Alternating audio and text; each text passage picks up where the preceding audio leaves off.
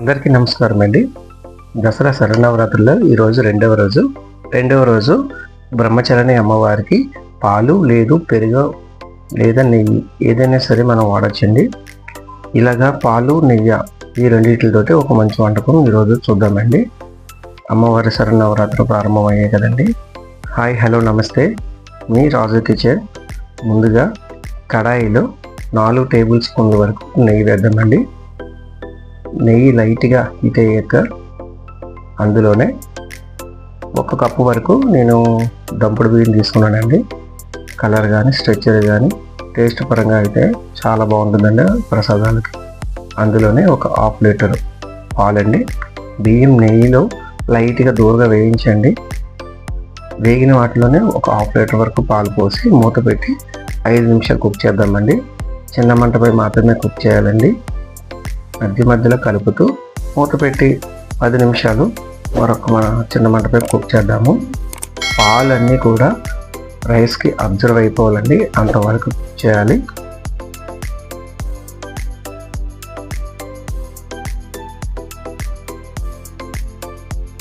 పాలు మొత్తం కూడా రైస్లోని అబ్జర్వ్ అయిపోవాలండి, ఇది చూపించే విధంగా.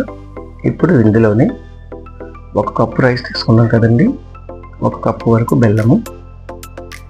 బెల్లం కరిగేందుకు అదే కప్పుతో వాటర్ తీసుకున్నామండి. వాటర్ వేసి కలుపుకొని మూత పెట్టి 5 నిమిషాలు చిన్న మంటపై కుక్ చేసుకున్నాము. అమ్మవారికి ప్రీతికరమైన ప్రసాదాల్లో రెండో ప్రసాదం పాలు పెరుగు లేదని ఏదైనా సరే నైవేద్యంగా పెట్టొచ్చండి. చూడండి, బెల్లం మొత్తం కరిగిపోయింది కదా. ఇప్పుడు మరొక బాణీలో 4 టేబుల్ స్పూన్ల వరకు నెయ్యి వేసుకొని దూరగా జీడిపప్పు వేద్దామండి. కొత్త వాళ్ళు ఎవరైనా చూసినట్లయితే ఖచ్చితంగా సబ్స్క్రైబ్ చేయండి. కొత్త వీడియోస్ పెట్టడానికి మోటివేషన్గా ఉంటుందండి.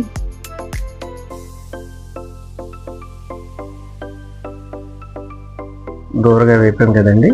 జీడిపప్పుని ముందుగా సిద్ధం చేసుకున్న పరమాన్నంలోకి వేసేద్దాము. అలాగే 3 యాలకులు అండి, 3 యాలకులు దంచుకొని ఫ్లేవర్ కోసం వేద్దాము. అమ్మవారికి ప్రీతికరమైన ప్రసాదం పాలతో తయారు చేసిన పరమాన్నం అండి. అమ్మవారికి నైవేద్యంగా పెట్టి అమ్మవారి ఆశీస్సులు ఉండాలని అందరిపైన కోరుకుంటున్నాను.